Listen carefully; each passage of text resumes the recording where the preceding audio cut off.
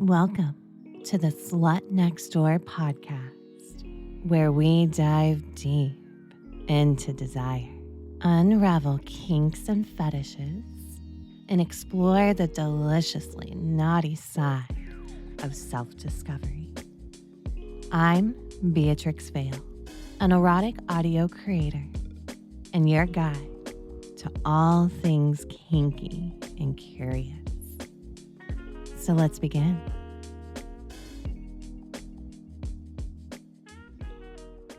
People often see the finished product, a polished audio file, a seductive clip, or a perfectly crafted post, and assume that's the whole story. Looks easy enough. But what you may not see are the long hours, the endless re recordings, the algorithms, the hours spent marketing instead of creating.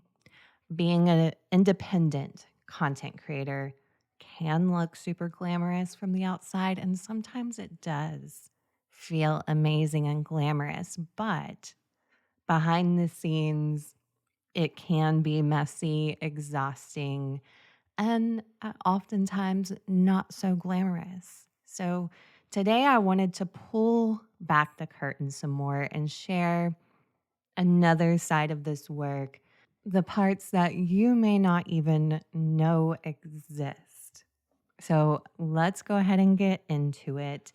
One of the not so glamorous sides of this work are the long hours. And I'm pretty sure I mentioned this in maybe part one, but if you have a, say, 20-minute audio file, that 20-minute file probably took hours to create, to, do all the things behind the scenes. For one, you have the editing, and I make these multi-layered hypno files that can take at least an hour to edit. And then there's the recording it. And sometimes I do record live in my Discord server, so some people are able to see that it's usually not just one take, for that 20-minute file. I stop a lot while recording because I may slip up my words, or my voice cracks a little bit, anything. Sometimes I stop and have to really think because I'll have written out the script, and I think that script was great, but when I say it out loud, it might not come out right. So sometimes I'm stopping and really thinking, or I may even improv a line here and there based off the script. And another thing that I don't find so glamorous is the actual script writing. That takes a lot of time, a lot of thinking, a lot of strategy. But I have told people before that script writing, I think because you're sitting there within the kink, you are really in it and you're visualizing things. And that can be a very arousing piece of the content creation. And also editing. I don't lie, and I promise I'm not saying this to turn you on, but I get aroused when I make my content. But the not so glamorous side of that is usually, well, I would say all the time, I'm not doing anything about that. I'll become aroused, and that's just that. I've also said that I think that's actually a good thing, because when I'm aroused, you could probably hear it in my voice. You can hear, me take on a different tone, or you can hear the passion in my voice. So that's a good thing, I believe. But it's not. I'm sorry to say this, guys, but I'm not sitting here recording and I have to take a break to finger myself or something. It's not how it goes. And that's not glamorous at all, right? um, and then the not so glamorous side to that one piece of content, there's so much that goes with it. So there's, writing the description, thinking about the tags, planning how I'm going to release it, and then along with the marketing that content, there's responding to comments on it and there's posting it to multiple platforms. There's a whole piece I'm going to get into this later, how I'm going to organize that piece of content in my own organizational system.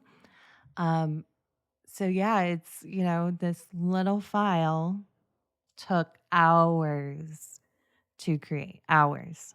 And then still takes time after it's created. Another side of this work is the potential to burn out.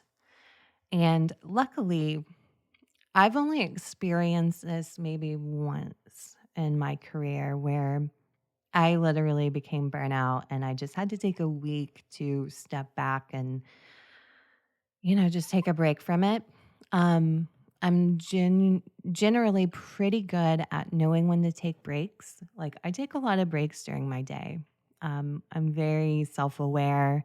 Like, if I feel a little bit of that mental burnout, I'll just take a step back. I'll walk away from my computer, go make myself a meal, go outside, play with Lucy, do something that isn't this. But there definitely is a pressure that I feel to constantly produce, because I don't want to disappoint. I don't want to not be consistent. So there's, this pressure to constantly produce. And then I've got people waiting on customs, people emailing, oh, when's it going to be available? Like that's been a big obstacle I've learned how to deal with.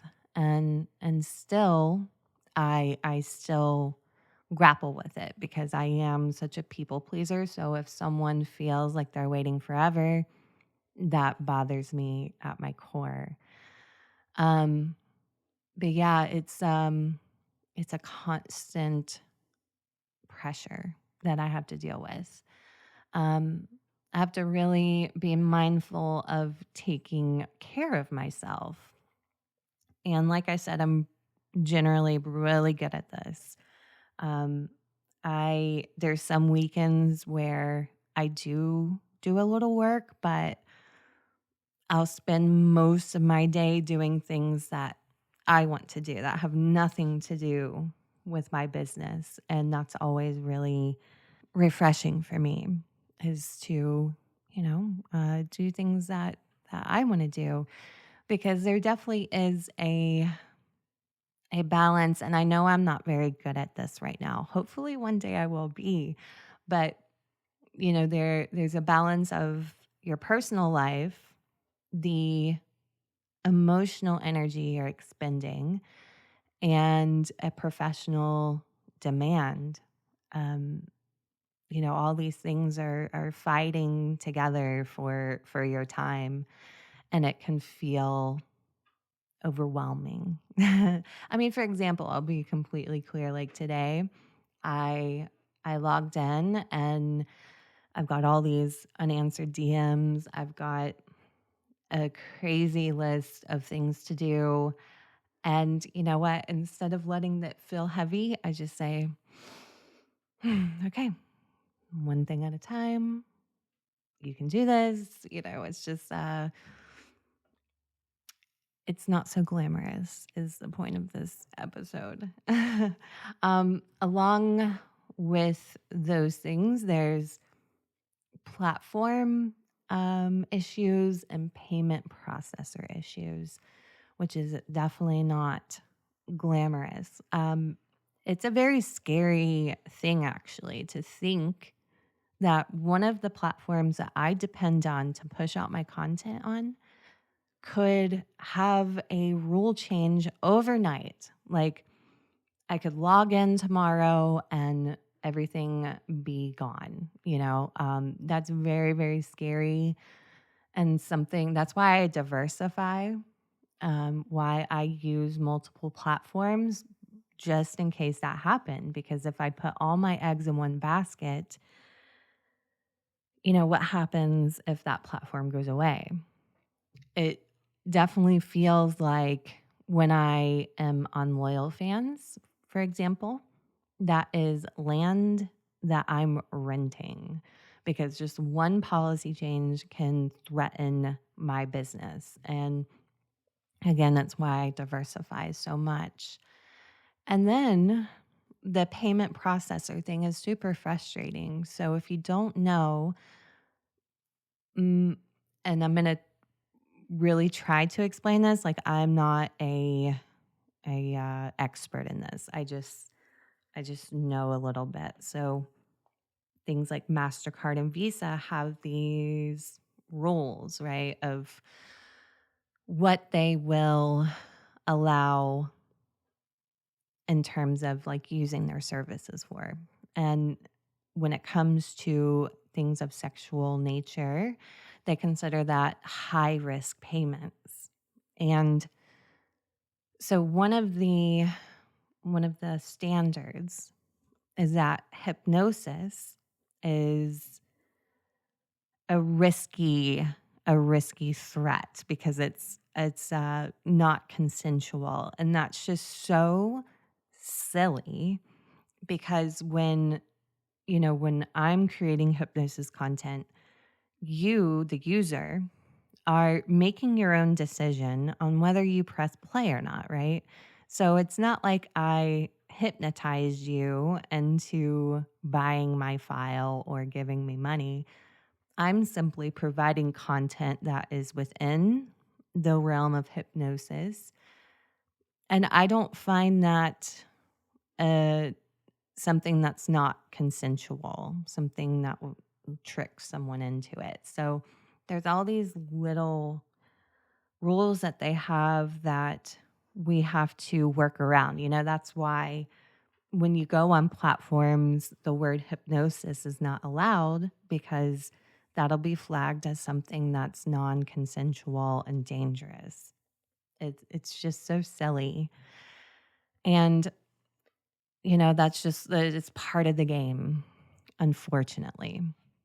So, another thing that's not so glamorous is the realities of content creation. So, fortunately, you guys as users see that when I create this piece of content, it's just, done as perfectly as I can. It's edited and tailored up to be this great piece of content, right?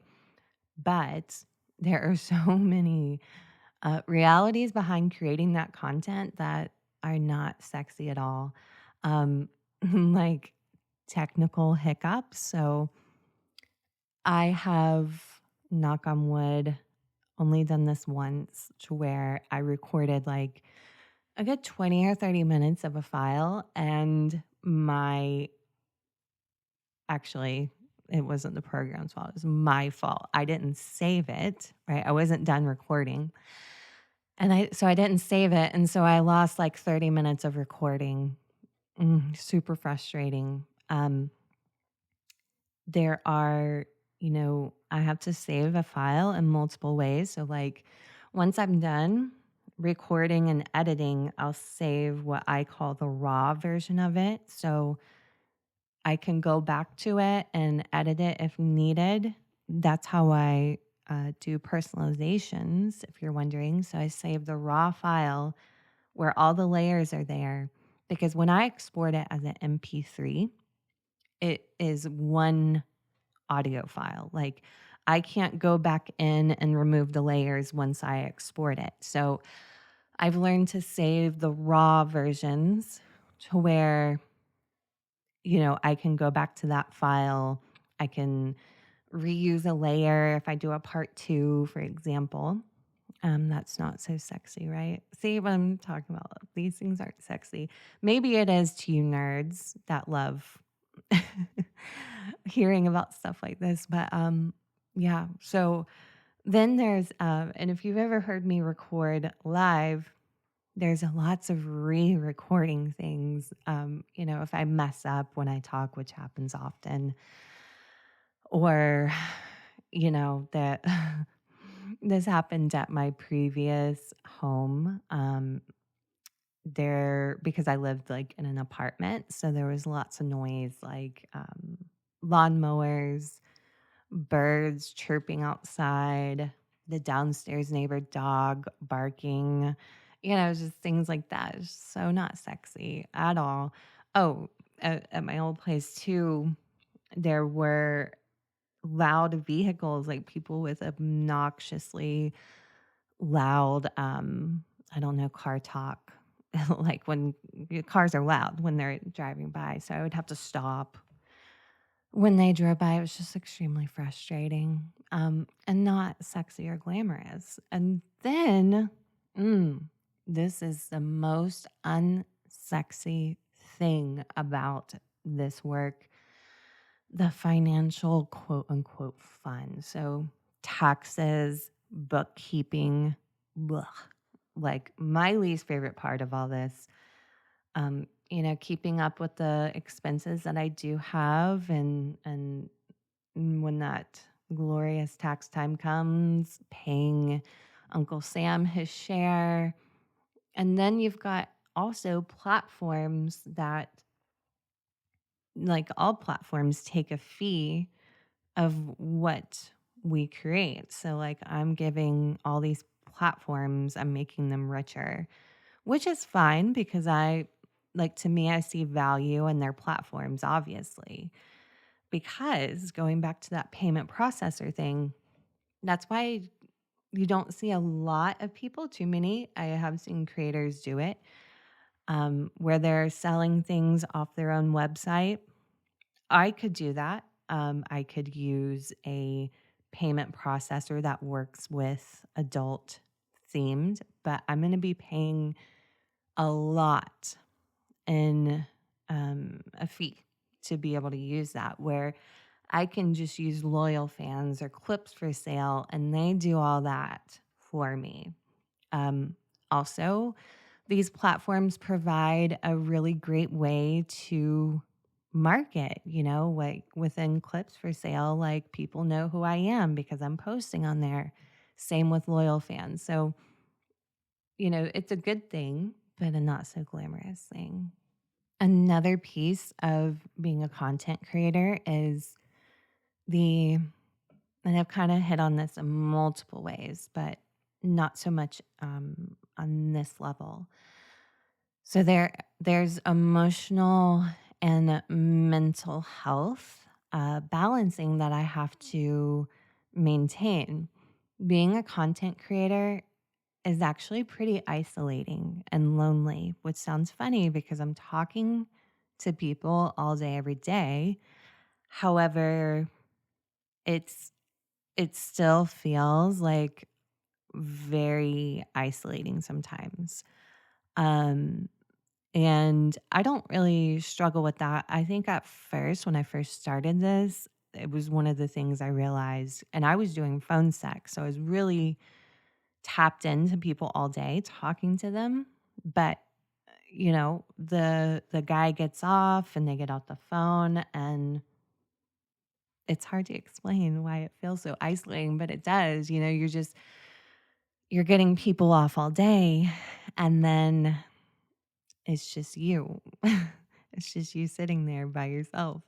Um, and then when you're recording, sometimes when I record live, I do it because I don't want to feel like I'm just behind the mic. Now, sometimes I feel super introverted and I don't want to share anything. I'm totally fine behind the mic, but there are some times where it does feel a little like lonely in this odd way.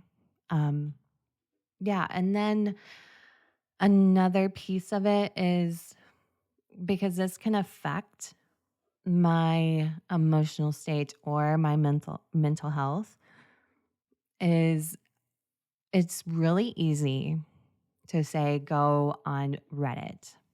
For me, particularly the erotic hypnosis subreddit, it's easy for me to go on there and get in this comparison spiral where I'm looking at I have my view, my own lens, my perspective, and then I see another creator post something and get more upvotes or whatever. And then it makes me feel not good enough. It makes me feel less than. It makes me feel like, oh my God, I'm failing.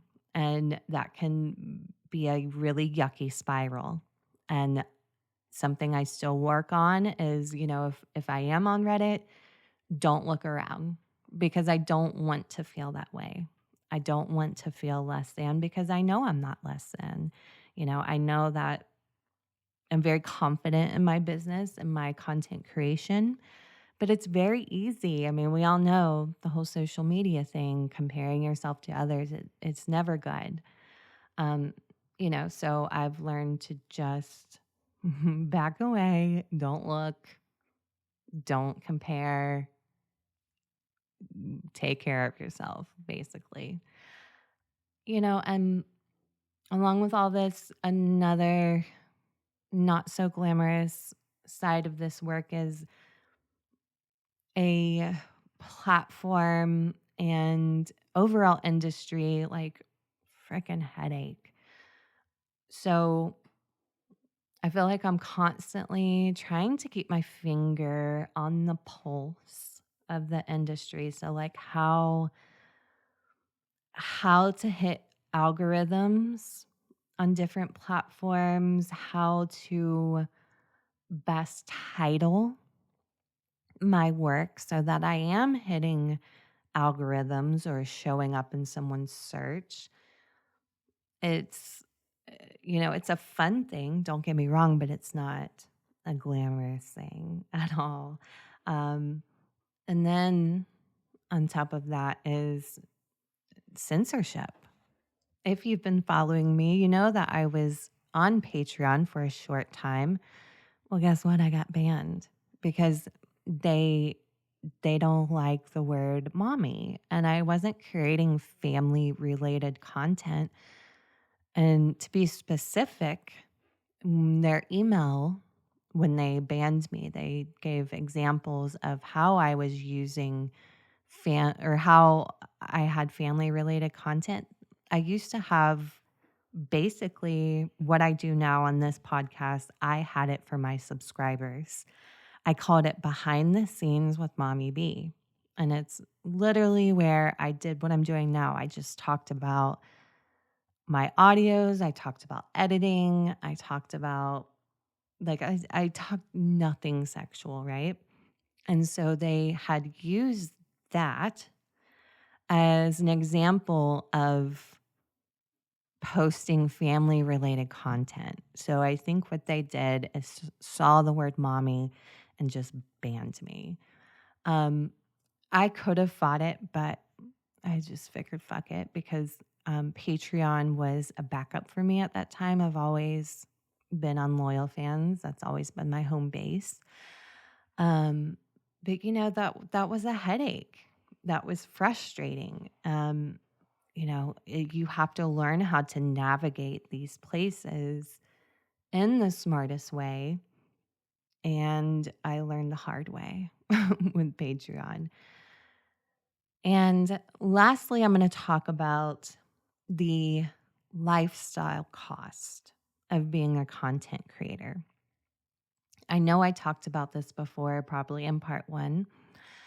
There oftentimes feels like there's no off switch, which I do turn off a lot of times because I'm just not able to mentally handle, or, I'm not sitting at my computer 24/7. But there are times when it feels as though there is no off switch. For example, if I'm out and about and I'm running errands, doing my normal life stuff, My phone is connected to my email, and I do that because, if some I just like to be I like to be updated, right? And there's sometimes when I'm out and I feel like I need to reply back to an email or I need to reply back to a message. Um, I have this feeling like I have to look after my business. And I know I don't have to, but I think when you are a CEO, you it feels scary to not have an eye on it, because I think the smartest thing to do would be not to have work on my phone. So when I'm in my personal life, I'm not even reminded of it, but I don't feel comfortable with that. And I don't know what that is. I guess it's, I've put so much time into this business, so it's like my baby. And I don't know, I guess in case shit goes down, I want to know right then and there. I don't want to have to wait to get home to know that.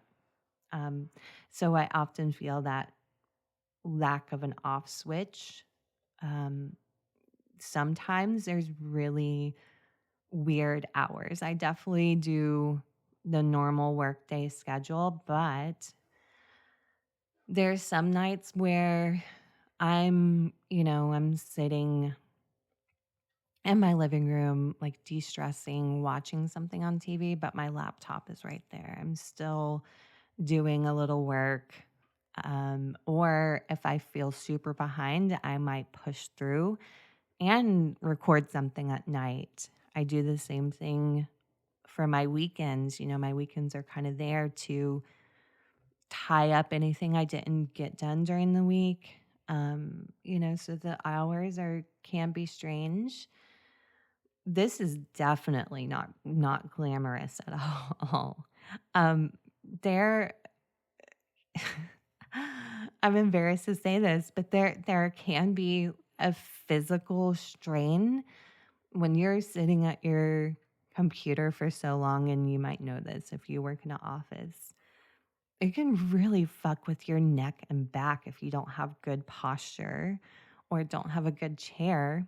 Luckily, I do, and I've learned the hard way on how to avoid, I'm sure there's a word for it, the aches and pains of working at our desk for so long. But there is a physical strain that can happen. Like, it's so not sexy. There's also a vocal strain. And I will definitely back off. When I feel these kind of strains, I back off and I don't record because I don't want to fuck up my voice. But when I get it really coughy, like my throat is itchy, and I can sometimes hear it too. I have that to worry about. That's not sexy. Um, and these are some interesting topics here that I'm about to talk about. Something you may have wondered yourself. You've got the whole concept of, do I tell my family about my work? I'm going to keep that part of my life still private. So I won't talk about that, but that's something you have to think about. Do I tell my friends and my family what kind of work I do? Um, and on top of that, so with that, there is the stigma of being an online sex worker. Like, I know that there's a large amount of people that would know what I do and have judgment. They'd look at me different. Um, and that's not so glamorous, is it? Like, um, it's a weird thing. It really is definitely a weird thing because there's oftentimes I feel like I live a double life. I've got me that I present to the outside world, and then there's me that you guys see. Um, so that's definitely it's just a weird thing. And I'm sure you probably thought about that. Um, When I first started doing this type of work, I was still trying to date. And so there was that too. Like, imagine me going on a dating app, right? And one of the things people love to ask when you're getting to know each other is, hey, what do you do for work? Do you say what you do for work? Like that was such a weird thing to be like, well, what I do for work? I make men come all day. So want to get some coffee? Like, because with that, I know that sounds really fun, but hear me. Okay, please hear me. There's not a lot of men that are comfortable with that. I know maybe for you, you're like, oh, that sounds like a dream. But it creates a weird dynamic because either a few things will happen. Either that man is going to be like, oh, well, show me your fucking tits. Like he's thinking, oh, well, I got this kinky woman. Like I can now treat her like an object. Um, or secondly, he's going to judge you and think you're gross and think you're a whore. Um, or it could be someone that gets it and they're cool with it and just curious about it. So that's a whole thing. Think about content creators having to date. It's odd.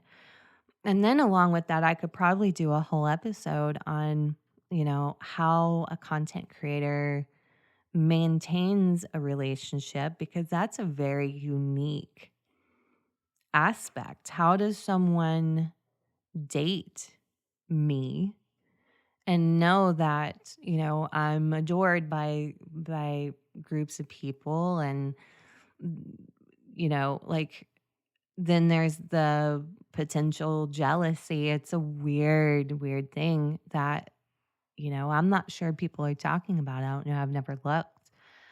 Um, and then on top of that, you know, let's say I do tell a friend in my life and they're not in this kind of work. Let's say that I do tell them about what I do. They know everything. How do they understand if I come to them with a issue that I'm having, in my work? How would they be able to understand? I'm sure they'll listen, right? But they don't understand. They don't understand. It's such a weird and unique world that I live in. I don't think there's many people that are in this kind of work that would understand things that I go through. So there, and this is a whole thing too. The online community of content, especially adult content creators, is weird. It is so weird.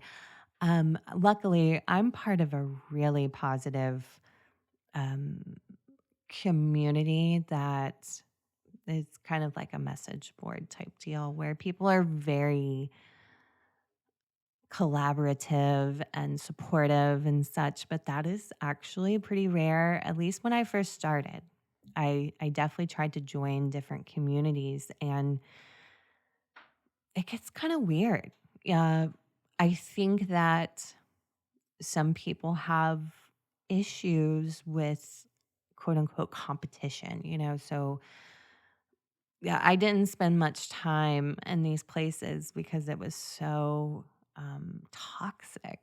Um, so I bring all this up to say that I do have a group of friends that are content creators, and it is so invaluable to be able to go to them and talk about an issue that I have within my business.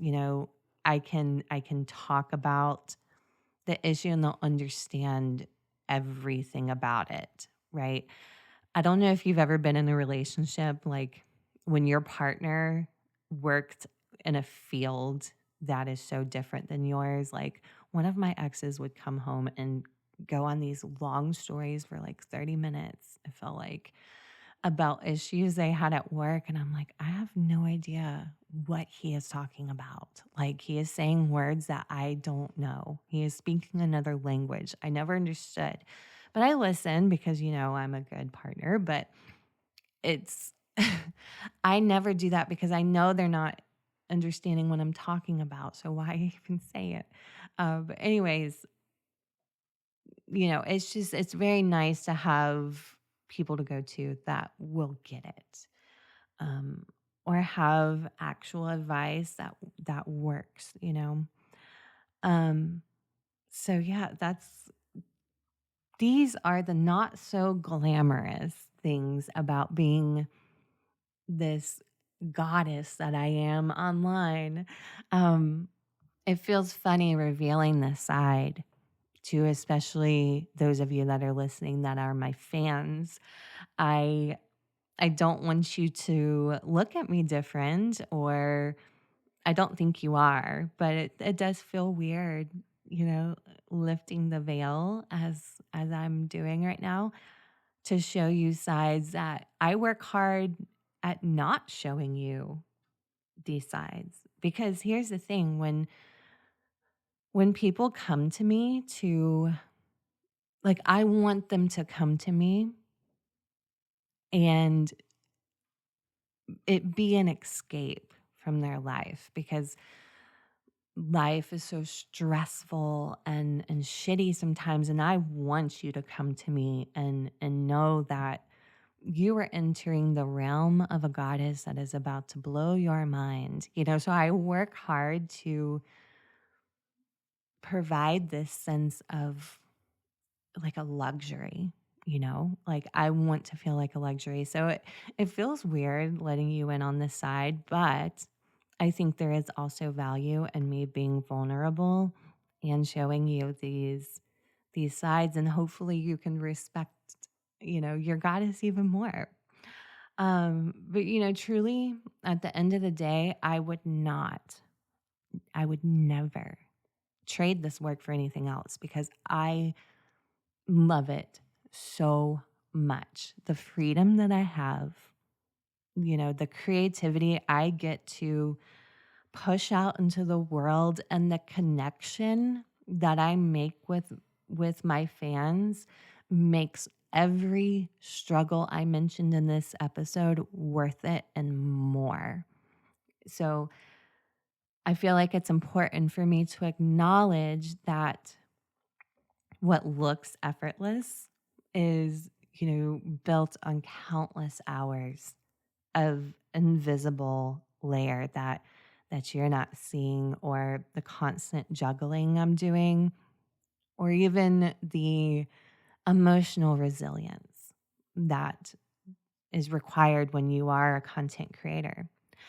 So, and I always hope that other creators are listening, if you are a fellow creator, I want you to know that you are not alone and you are seen. And if you are someone who is a consumer of content that is made, just remember that behind every file, every post, every performance, there is a human being doing far more than what meets the eye. And honestly, if this doesn't prove that I am a literal goddess in the flesh, I don't know what else would. But thank you so much for listening. And remember, if you are curious more about my work, I include a link in the episode description so you can discover more of me. Until next time, and I believe that next time, actually, I'll tease that a little bit. I'm actually going to make the last part of this kind of podcast series of behind the scenes type deal. I'm going to do a episode that's kind of geared towards aspiring creators. Um, I think that even you being my fan would enjoy hearing these things. I hope that it hits another creator, but if it doesn't, I think it's going to be a intriguing, interesting episode for anyone to hear. So look for that next week, and thanks for listening. And that's a wrap for this episode of The Slut Next Door, where we dive deep into the raw, unapologetic truths of human desire. If you loved what you heard today, make sure to subscribe and turn on notifications so you never miss a juicy moment. Want to connect with me outside the podcast? Click the link in my bio, where you can find lots of juicy content and options. Until next time, I'm Beatrix Vale, your Slut Next Door, and I'll see you in the next episode.